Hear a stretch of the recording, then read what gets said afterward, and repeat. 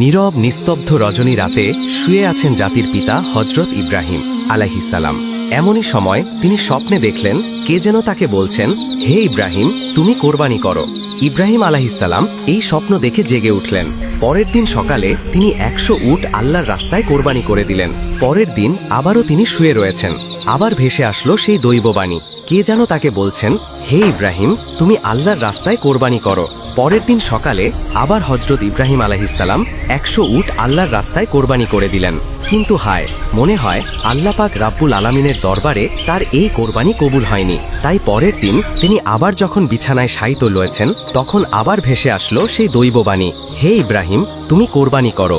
কে জেনে বারবার তাকে বলছে, হে ইব্রাহিম, তুমি আল্লাহর রাস্তায় তোমার সবচাইতে প্রিয় বস্তুটিকে কোরবানি করো। পরের দিন সকালে হজরত ইব্রাহিম আলাইহিসসালাম ভাবতে লাগলেন, আমি পরপর 2 দিন 200 উট আল্লাহর রাস্তায় কোরবানি করলাম, কিন্তু আল্লাহ কি আমার এই কোরবানি কবুল করলেন না?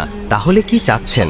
আল্লাহ পাক রাব্বুল আলামিন আমার থেকে অনেক ভাবার পরে ইব্রাহিম আলাইহিসসালাম দেখলেন আল্লাহ পাক রাব্বুল আলামিন আমাকে স্বপ্নে বলেছেন, হে ইব্রাহিম, তুমি তোমার জীবনের সবচাইতে প্রিয় বস্তুটিকে আমার রাস্তায় কোরবানি করো। এই পৃথিবীতে আমার সবচাইতে প্রিয় বস্তু হলো আমার সন্তান ইসমাইল। হজরত ইব্রাহিম আলাইহিসসালামের বয়স যখন 86 বছর ছিল, তখন হজরত ইসমাইল আলাইহিসসালাম তার গৃহে পয়দা হয়েছিলেন। আর এই সন্তানটি ছিলেন ইব্রাহিম আলাইহিসসালামের সবচাইতে প্রাণের ও মহব্বতের সন্তান। কেননা এত বার্ধক্য বয়সে তিনি একটি সন্তান লাভ করেছিলেন। এই সন্তানটি ছিল তার বংশধারা জারি রাখার একমাত্র মাধ্যম।